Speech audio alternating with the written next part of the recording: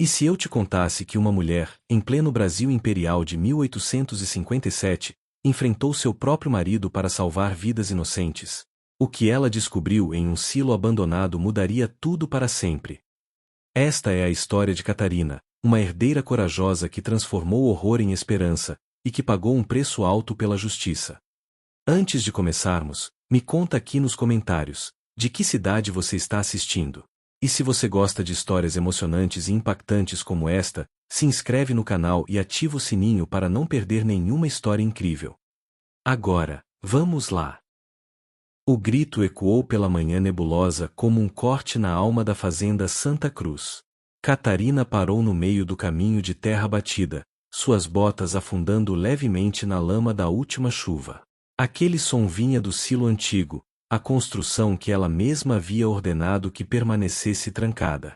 Seu coração acelerou. Havia algo de profundamente errado naquele lugar, ela sempre soube. Mas naquela manhã de abril de 1857, o pressentimento que a atormentava há meses finalmente encontraria sua confirmação. Ela começou a correr, levantando as saias com ambas as mãos, a respiração presa na garganta. As árvores ao redor pareciam sussurrar advertências, e o vento carregava um cheiro de terra úmida misturado com algo que ela não conseguia identificar. Medo, talvez. Quando chegou à porta do silo, encontrou-a entreaberta. A luz do sol da manhã mal conseguia penetrar naquela escuridão. Catarina empurrou a pesada porta de madeira, e o ranger das dobradiças soou como um lamento.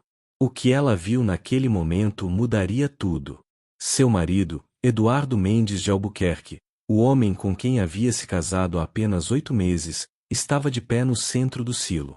Diante dele, uma jovem escrava de no máximo 17 anos tremia encostada na parede de pedra, as roupas rasgadas, os olhos arregalados de terror absoluto. Eduardo segurava um chicote na mão direita, e em seu rosto, Catarina viu uma expressão que jamais imaginara ver no homem que jurara amá-la diante do altar. Prazer cruel, desejo sádico, poder sem limites. Catarina. A voz dele saiu estrangulada, como se tivesse sido pego em algo muito pior do que ela poderia imaginar. E, de fato, enquanto seus olhos se acostumavam à penumbra do silo, ela começou a perceber os detalhes que sua mente inicialmente rejeitara. Correntes nas paredes, manchas escuras no chão de terra batida, pedaços de pano rasgado espalhados pelos cantos. Aquele lugar era uma câmara de horrores, e seu marido era o monstro que a alimentava. A jovem escrava desabou no chão, soluçando. Catarina sentiu suas pernas fraquejarem, mas algo mais forte do que o choque a manteve de pé. Era a raiva. Uma raiva ardente, justa, que subia de seu ventre como lava. Ela pensou em seu pai, Joaquim da Silva Cardoso, o homem que lhe ensinara que justiça não conhecia cor de pele ou condição social. Pensou em todas as vezes que Eduardo havia sorrido docemente para ela durante o jantar, enquanto planejava suas atrocidades para a noite. Pensou em quantas mulheres haviam sofrido naquele silo enquanto ela, ingênua, acreditava estar casada com um homem de bem. Saia daí, ela ordenou à jovem, sua voz surpreendentemente firme. Vá até a casa grande e diga a Joana para preparar seus ferimentos. Diga que foi ordem minha. A garota hesitou, olhando para Eduardo com medo de represália. Mas algo no tom de Catarina, algo na postura ereta da senhora da fazenda bloqueando a saída como uma sentinela, deu-lhe coragem. Ela passou correndo por Catarina, soluçando de alívio. Eduardo deu um passo à frente, o chicote ainda na mão. Você não entende, Catarina. Ela é minha propriedade. São todas minhas propriedades. Posso fazer o que quiser. Mas sua esposa levantou a mão, silenciando-o com um gesto tão imperial que ele parou no meio da frase. Não, disse ela, e sua voz ecoou pelas paredes de pedra como um julgamento final. Elas nunca foram suas. E agora, descobri que você também nunca foi meu. Naquele momento, parada na entrada do silo com a luz do sol às suas costas projetando sua silhueta como a de uma justiceira, Catarina da Silva Mendes de Albuquerque tomou a decisão que definiria não apenas seu destino, mas o de todas as almas que habitavam a fazenda Santa Cruz. Ela destruiria o monstro que dormia em sua cama. Não importava o preço. 10 meses antes daquela manhã terrível, Catarina havia se ajoelhado ao lado da cama de seu pai moribundo. Joaquim da Silva Cardoso, aos 63 anos, estava sendo consumido por uma febre que nenhum médico conseguirá curar. Suas mãos, antes fortes e calejadas pelo trabalho na fazenda, tremiam fracas sobre o lençol branco. Mas seus olhos, aqueles olhos castanhos que sempre olharam o mundo com uma mistura peculiar de pragmatismo e compaixão, ainda brilhavam com intensidade. Catarina, minha filha, ele sussurrou, sua voz rouca pela doença. Você sabe que sempre fui diferente dos outros fazendeiros. Nossos escravos têm nomes, não números. Têm domingos de descanso. Têm comida suficiente e tratamento quando adoecem. Ela apertou a mão dele, sentindo as lágrimas queimarem em seus olhos. Eu sei, pai. E sempre admirei sua coragem por isso. Joaquim tossiu, e Catarina rapidamente levou um copo d'água aos seus lábios. Quando ele voltou a falar, havia uma urgência em sua voz que ela nunca ouvirá antes, mas não é suficiente. Nunca foi suficiente. Esta instituição, a escravidão, é uma mancha na alma de nossa nação. Eu não tive coragem de aboli-la enquanto vivi, mas você tem a força que eu nunca tive. Prometa-me, Catarina. Prometa-me que quando esta fazenda for sua, você encontrará um caminho melhor. Ela prometeu, sem saber exatamente como cumpriria aquela promessa. 3 dias depois, Joaquim da Silva Cardoso faleceu, e Catarina se viu, aos 24 anos, dona de uma das maiores propriedades rurais da região. A fazenda Santa Cruz tinha 230 escravos, 3.000 hectares de terra, plantações de café que se estendiam até onde a vista alcançava, e uma casa grande de 2 andares que testemunhara 3 gerações da família Silva. Nos primeiros meses, ela tentou manter tudo exatamente como seu pai havia deixado. Acordava antes do sol nascer, supervisionava o trabalho nos campos, assegurava-se de que as rações fossem justas e que os doentes recebessem cuidados. Mas a pressão social era imensa. Nas missas dominicais, as outras senhoras da região a olhavam com uma mistura de pena e desprezo. Pobrezinha, cochichavam atrás de seus leques, uma mulher sozinha tentando administrar uma propriedade. Ela precisa de um marido, alguém que saiba realmente como as coisas devem ser feitas. Sua tia Margarida, irmã mais velha de seu pai, foi ainda mais direta. Durante um jantar na casa grande, após o enterro, ela disse sem rodeios: Catarina, querida, você não pode continuar assim. Uma mulher solteira administrando escravos causa comentários. Além disso, você precisa de herdeiros. Sua prima Adelaide conhece uma família excelente, os Mendes de Albuquerque. O filho mais velho, Eduardo, tem 28 anos e administra 3 fazendas da família. Ele seria perfeito para você. Catarina resistiu inicialmente. Ela não queria se casar apenas por conveniência, muito menos entregar o controle da fazenda que seu pai lhe confiara a um estranho. Mas a solidão pesava, e as responsabilidades eram esmagadoras. Quando finalmente conheceu Eduardo Mendes de Albuquerque em um sarau na cidade, ele pareceu ser a resposta para suas orações. Alto, de aparência refinada, com maneiras educadas e um sorriso gentil, Eduardo falava sobre administração de propriedades com conhecimento, mas também mencionava a importância de tratar os trabalhadores com dignidade razoável.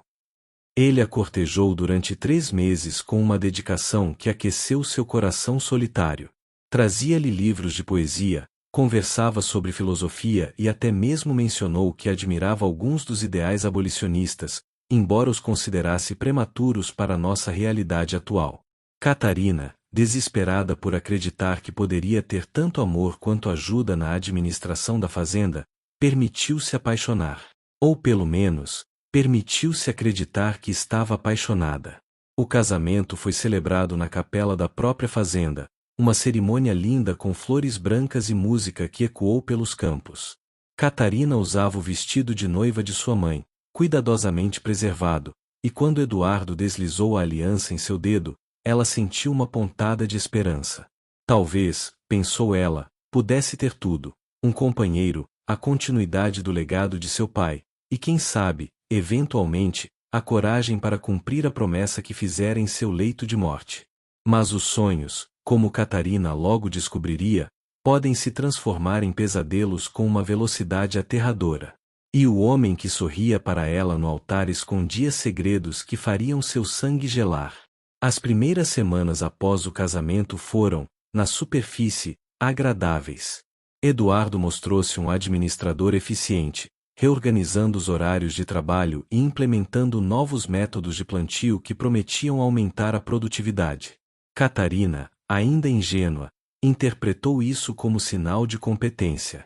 Ele era educado com ela em público, sempre a tratando como minha querida esposa diante de visitas, e nas noites, após o jantar, discutiam os negócios da fazenda como parceiros. Mas havia pequenos detalhes que começaram a perturbá-la. Eduardo insistira em ter as chaves de todas as construções da propriedade, incluindo o velho silo de pedra que ficava afastado, perto da margem sul. É uma questão de segurança, ele explicará. Precisamos garantir que nenhum escravo tente se esconder lá ou roubar provisões. Catarina achou estranho, já que o silo estava vazio há anos, mas cedeu. Afinal, ele era seu marido, e ela queria confiar nele. A primeira rachadura real na fachada apareceu em uma noite úmida de julho. Catarina acordou sozinha na cama, os lençóis do lado de Eduardo frios ao toque. Ela se levantou, vestindo seu hobby, e foi procurá-lo pela casa. Encontrou-o na varanda dos fundos, fumando um charuto e conversando com o feitor, um homem brutal chamado Gaspar que Catarina sempre detestara. Quando se aproximou, ambos silenciaram abruptamente. Eduardo, ela chamou suavemente. Ele se virou, e por uma fração de segundo, antes de recompor o rosto em uma expressão afável, ela viu algo em seus olhos que a fez recuar instintivamente: frieza, irritação, e algo mais sombrio que ela não conseguiu identificar. Minha querida, volte para a cama. São assuntos masculinos, nada com que você precise se preocupar.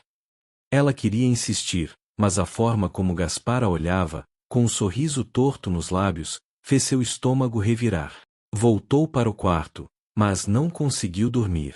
Nos dias seguintes, começou a perceber mudanças sutis. Os escravos que antes a cumprimentavam com respeito agora desviavam os olhos quando ela passava. Alguns, especialmente as mulheres mais jovens, pareciam assustados. Certa manhã, ela viu uma garota chamada Benedita com um olho roxo e perguntou o que acontecerá. A jovem murmurou algo sobre ter caído, mas seus olhos aterrorizados contavam outra história. Catarina confrontou Eduardo naquela noite. Benedita está machucada. Quem fez isso com ela? Eduardo mal levantou os olhos do livro que estava lendo. Provavelmente alguma briga entre eles. Você sabe como são, Catarina. Primitivos, violentos. É por isso que precisam de disciplina rígida. Ela sentiu um frio na espinha ao ouvir aquelas palavras.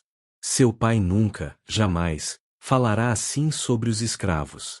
Ele os via como seres humanos presos em um sistema injusto, não como animais a serem domados.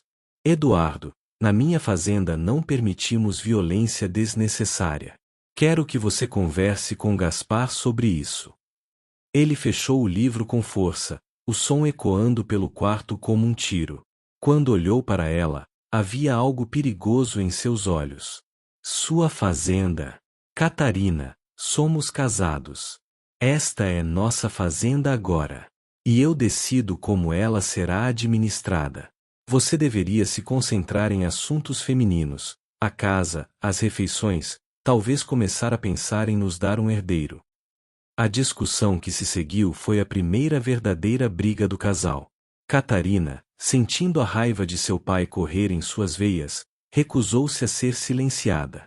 Ela gritou, ele gritou de volta, e pela primeira vez, Eduardo levantou a mão como se fosse golpeá-la.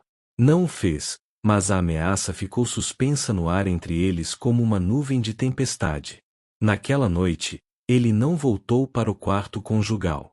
Foi a partir desse momento que Eduardo parou de fingir, pelo menos dentro das paredes da casa grande. Ele começou a passar noites inteiras fora, retornando apenas ao amanhecer com roupas amassadas e um cheiro estranho impregnado nele. Quando Catarina perguntava onde estivera, ele respondia com zombaria, cuidando dos negócios da fazenda. Algo que você, como mulher, não conseguiria entender adequadamente. Os rumores começaram a chegar aos ouvidos de Catarina através de Joana, a cozinheira que havia sido alforriada por seu pai mas escolhera permanecer na fazenda. Senhora Catarina, ela sussurrou um dia enquanto preparavam conservas na cozinha, preciso lhe contar algo, mas tem que prometer que não vai dizer que fui eu. O que Joana revelou fez o sangue de Catarina gelar. Eduardo estava forçando escravas a ir com ele para o silo. As que resistiam eram brutalmente castigadas. As que cediam voltavam traumatizadas, algumas sangrando. Catarina sentiu o mundo girar. O homem com quem se casara, o homem que dormia em sua cama, era um monstro. E ela, ao trazer Eduardo para a fazenda Santa Cruz, havia traído não apenas a memória de seu pai, mas todas aquelas mulheres inocentes que agora sofriam sob o comando de seu marido. A culpa e a raiva se misturavam em seu peito como um veneno, mas havia algo mais forte ainda, a determinação de acabar com aquilo, não importava o custo. Catarina sabia que precisava de provas. Em 1857, no Brasil imperial, a palavra de uma mulher, mesmo sendo a proprietária legal da fazenda, tinha pouco peso contra a de seu marido. Eduardo tinha conexões políticas através de sua família, amigos em posições de poder que viriam qualquer acusação dela como histeria feminina ou ciúme conjugal. Ela precisava ser mais inteligente do que ele, mais cuidadosa, mais estratégica. Durante as semanas seguintes, Catarina tornou-se uma atriz consumada. Na frente de Eduardo, era a esposa submissa e calada que ele claramente desejava. Servia-lhe o jantar com um sorriso, concordava com suas decisões sobre a fazenda, e nunca mais questionou suas ausências noturnas. Ele, satisfeito com sua aparente vitória, relaxou sua guarda. Isso foi seu primeiro erro. Nas noites em que Eduardo saía, Catarina também saía, mas discretamente. Vestida com roupas escuras, ela percorria a fazenda conversando com os escravos que ainda confiavam nela, ouvindo histórias que partiam seu coração em pedaços. Uma mulher chamada Teresa, de apenas 20 anos, contou-lhe entre soluços como Eduardo a havia arrastado para o silo 3 vezes. Ele dizia que se eu contasse para você, senhora, ele me venderia para uma fazenda no norte, longe de meus filhos. Catarina abraçou Teresa, suas próprias lágrimas misturando-se às da jovem, e prometeu que haveria justiça. Ela começou a manter um diário secreto, escondido em um compartimento falso em seu armário. Nele, registrava cada testemunho, cada data, cada detalhe das atrocidades de Eduardo. Desenhou um mapa do silo e suas correntes. Documentou os ferimentos das mulheres com descrições precisas. Ela sabia que precisaria de algo incontestável, algo que até mesmo os amigos poderosos de Eduardo não pudessem ignorar. Sua aliada mais importante acabou sendo alguém inesperado, Padre Miguel, o jovem pároco que conduzira sua cerimônia de casamento. Catarina foi procurá-lo no confessionário, não para se confessar, mas para pedir ajuda. Padre, preciso de sua orientação. Um homem está cometendo pecados terríveis contra mulheres indefesas em minha propriedade. Tenho testemunhas, mas temo que ninguém as ouça. O que devo fazer? O Padre Miguel era um homem de princípios, filho de uma família humilde que ascendera através da igreja. Ele ouviu Catarina com atenção crescente e, para alívio dela, não a dispensou como histérica. Senhora Catarina, o que você descreve não são apenas pecados, são crimes graves. Mas você tem razão em ser cautelosa. Precisamos de evidências que não possam ser refutadas e de aliados com poder suficiente para garantir que a justiça seja feita.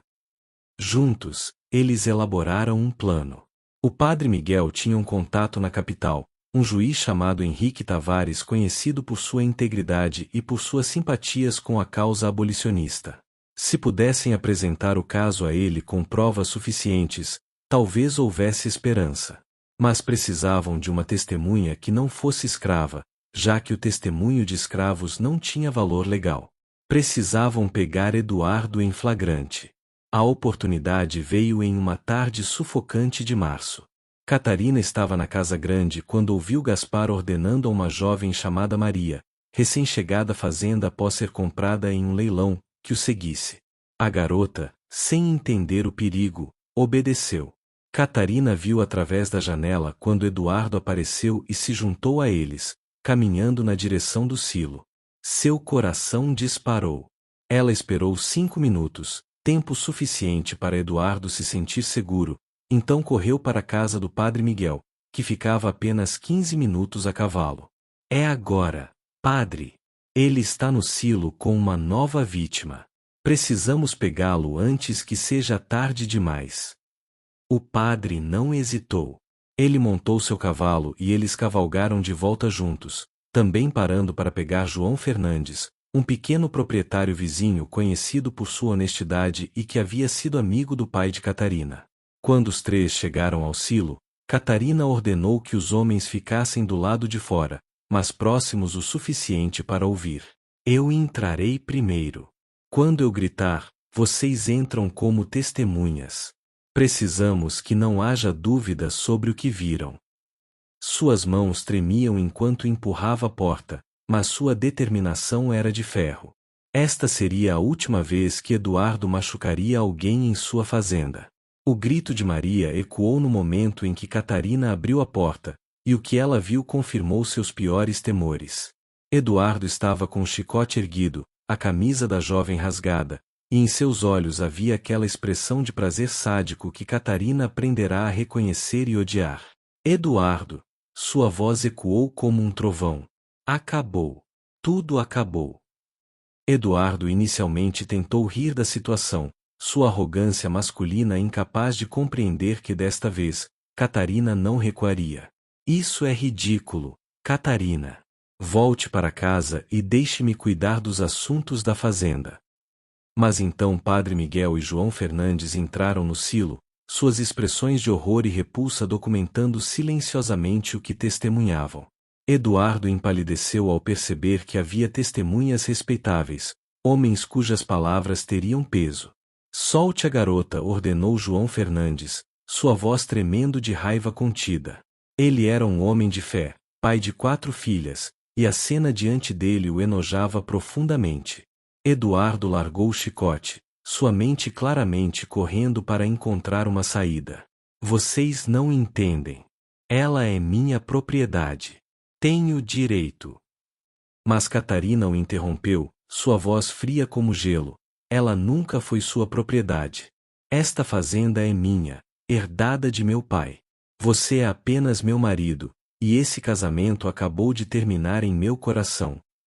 A confrontação se moveu para a Casa Grande, onde Catarina convocou uma reunião extraordinária. Ela pediu que todas as mulheres que Eduardo havia abusado viessem testemunhar na frente do Padre Miguel e de João Fernandes.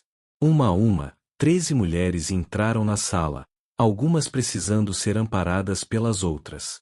Suas histórias eram consistentes, detalhadas e absolutamente devastadoras. Teresa contou sobre as 3 vezes que fora forçada a ir ao silo. Benedita mostrou as cicatrizes em suas costas. A jovem Maria, ainda tremendo, descreveu o terror que sentirá naquela tarde. Cada testemunho era uma acusação, cada lágrima uma evidência da monstruosidade de Eduardo. O Padre Miguel, suas próprias mãos tremendo de raiva justa, tomava notas detalhadas de tudo. Eduardo tentou diferentes estratégias de defesa. Primeiro, negou tudo, chamando as mulheres de mentirosas. Depois, tentou justificar, argumentando que ele tinha direitos naturais sobre as escravas. Finalmente, quando percebeu que nada disso funcionaria, apelou diretamente para Catarina. Você vai destruir seu próprio casamento por causa de escravas? Vai se tornar motivo de chacota na região? pense na sua reputação. Mas Catarina havia pensado em sua reputação, e decidirá que algumas coisas eram mais importantes. Minha reputação não vale o sofrimento de nenhuma dessas mulheres. Você é um covarde, Eduardo. Um monstro que usa seu poder para machucar os indefesos.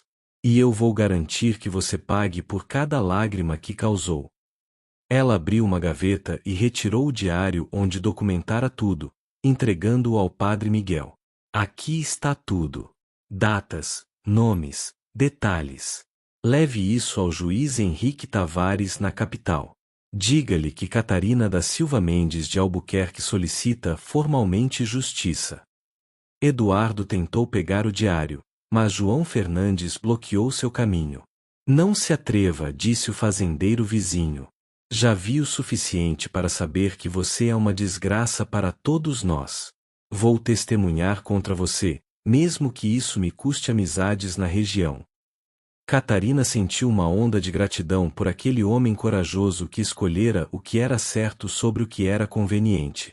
Naquela noite, Eduardo foi trancado em um dos quartos da casa grande, com guardas nas portas. Catarina não confiava que ele não tentaria fugir. Ela passou a noite em claro, sentada em uma cadeira na biblioteca de seu pai, olhando para o retrato dele na parede. Perdoe-me, pai, ela sussurrou. Trouxe um monstro para sua casa. Mas juro que vou expulsá-lo e proteger todos aqueles que você me confiou. Ao amanhecer, uma carta chegou da capital. O juiz Henrique Tavares, após ouvir o relato do padre Miguel e examinar o diário de Catarina, estava enviando oficiais para prender Eduardo formalmente. Ele enfrentaria acusações de abuso, estupro e violação das próprias leis que, embora permitissem a escravidão, estabeleciam limites sobre tratamento excessivamente cruel.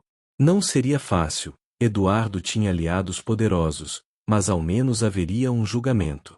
Quando Catarina deu a notícia a Eduardo, ele finalmente quebrou. Caiu de joelhos, implorando perdão, prometendo mudar, oferecendo tudo o que tinha. Mas ela olhou para aquele homem chorando a seus pés e sentiu apenas vazio. Você teve oportunidade de ser um homem de bem, ela disse calmamente. Escolheu ser um monstro. Agora enfrentará as consequências. Os oficiais chegaram 3 dias depois, acompanhados pelo próprio juiz Henrique Tavares, um homem de meia idade com olhos penetrantes e uma reputação de incorruptibilidade. Ele passou 2 dias na fazenda Santa Cruz, entrevistando pessoalmente cada uma das vítimas de Eduardo, examinando o silo e suas evidências físicas de tortura, e revisando meticulosamente o diário de Catarina. Senhora Mendes de Albuquerque, ele disse finalmente, raramente vi um caso documentado com tanta precisão. A senhora fez um trabalho extraordinário de investigação. Eduardo foi levado algemado, gritando ameaças e maldições. Ele jurava que seus parentes destruiriam Catarina, que ela nunca mais seria respeitada na sociedade, que se arrependeria de tê-lo traído. Mas Catarina observou sua partida com espinha ereta, cercada pelas 13 mulheres que ele havia abusado. Quando a carruagem desapareceu na estrada empoeirada, Teresa começou a chorar, não de tristeza, mas de alívio. Logo, todas estavam chorando, abraçadas, e Catarina chorava com elas. O julgamento de Eduardo Mendes de Albuquerque tornou-se sensação na capital. Pela primeira vez, um homem de família importante estava sendo julgado por crimes contra escravas, e a pressão social era imensa. A família de Eduardo contratou os melhores advogados, que argumentaram que ele tinha direitos de propriedade e que as acusações eram exageradas. Mas o juiz Tavares não se deixou intimidar. Ele permitiu que as vítimas testemunhassem, uma quebra radical de protocolo, e deu peso às suas palavras. Catarina viajou para a capital para o julgamento, acompanhada pelo padre Miguel e por Teresa, que corajosamente aceitou testemunhar pessoalmente. No tribunal, ela olhou Eduardo nos olhos e contou sua história com voz firme. Ele me disse que eu não era nada, que ninguém acreditaria em mim. Mas a senhora Catarina acreditou. Ela me deu voz quando eu não tinha nenhuma. O tribunal ficou em silêncio, e até alguns dos apoiadores de Eduardo pareceram desconfortáveis. Eduardo foi condenado a 10 anos de prisão por abuso excessivo e crueldade, uma sentença revolucionária para a época. Embora muitos abolicionistas argumentassem que não era suficiente, e muitos conservadores reclamassem que era excessiva, o veredicto representou uma mudança importante. Pela primeira vez, ficou estabelecido que mesmo dentro da instituição da escravidão, havia limites que não podiam ser cruzados impunemente. Mas a vitória tinha seus custos. Catarina foi ostracizada pela sociedade local. As famílias proprietárias de escravos a viam como uma traidora de sua classe, uma mulher que havia destruído seu próprio marido por causa de escravas. Ela não era mais convidada para eventos sociais, e nas missas, as pessoas literalmente mudavam de lugar para não sentar perto dela. Mas ela descobriu que se importava menos do que imaginava. A aprovação daquelas pessoas, percebeu, nunca valerá muito.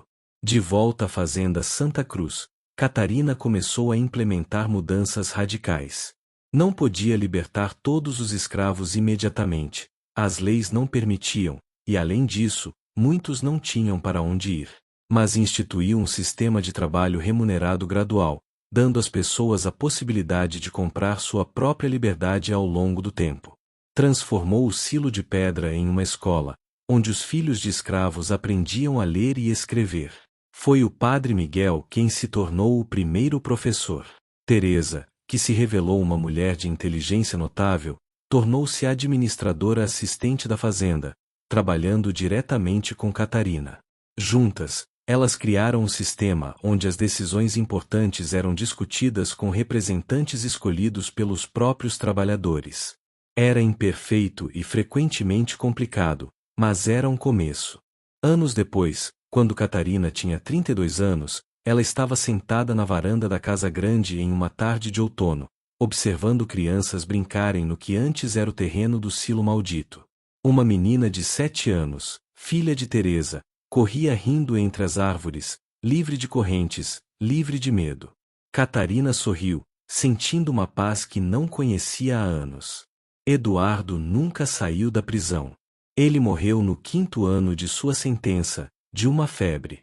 Catarina não sentiu alegria com a notícia, apenas um vazio distante.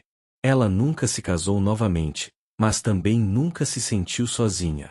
Estava cercada de pessoas que a respeitavam não por sua posição, mas por suas ações.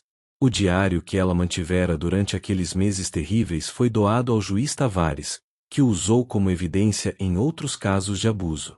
Tornou-se um documento histórico, uma prova de que mesmo nos tempos mais sombrios, havia pessoas dispostas a lutar pela justiça. A fazenda Santa Cruz tornou-se conhecida em toda a região como um lugar diferente, onde a dignidade humana era respeitada acima dos lucros. Quando a Lei Áurea finalmente foi assinada em 1888, Catarina tinha 55 anos. Ela reuniu todos os trabalhadores da fazenda, porque há muito tempo ela havia parado de chamá-los de escravos, e leu a lei em voz alta. Houve choro, abraços, orações de gratidão. Muitos escolheram ficar, agora como empregados livres com salários justos. Outros partiram para construir novas vidas, e Catarina os ajudou com recursos e contatos. Naquela noite, ela voltou à biblioteca onde o retrato de seu pai ainda pendia na parede. Cumpri minha promessa, pai, ela sussurrou. Não do jeito que imaginei, e demorou mais do que deveria. Mas encontramos um caminho melhor. E pela primeira vez desde sua morte, Catarina sentiu que ele podia finalmente descansar em paz. A história de Catarina da Silva Mendes de Albuquerque foi passada de geração em geração, não como um conto de heroísmo perfeito, mas como um lembrete de que a coragem muitas vezes significa enfrentar os monstros que nós mesmos ajudamos a trazer para nossas vidas. Significa escolher o que é certo sobre o que é fácil, mesmo quando o custo é alto. E significa nunca, jamais, ficar em silêncio diante da injustiça, não importa quem seja o perpetrador. O velho silo de pedra permaneceu de pé por décadas como escola, depois como biblioteca comunitária. As correntes foram derretidas e transformadas em sinos para a capela. E onde antes ecoavam gritos de terror, Agora ressoavam risadas de crianças aprendendo a ler, a escrever, e a sonhar com um futuro que suas mães nunca imaginaram possível. Esta é a história de como uma mulher destruiu um monstro, salvou dezenas de vidas, e provou que mesmo nos sistemas mais corrompidos, a justiça individual ainda tem poder. Não é uma história perfeita. Catarina cometeu erros, especialmente ao trazer Eduardo para a fazenda sem conhecê-lo melhor. Mas é uma história verdadeira sobre redenção, coragem, e a recusa absoluta de permitir que o mal triunfe em silêncio. E talvez essa seja a lição mais importante, que nossa responsabilidade não termina quando descobrimos que fomos enganados. Ela apenas começa. O que fazemos depois de descobrir a verdade? Isso é o que define quem realmente somos.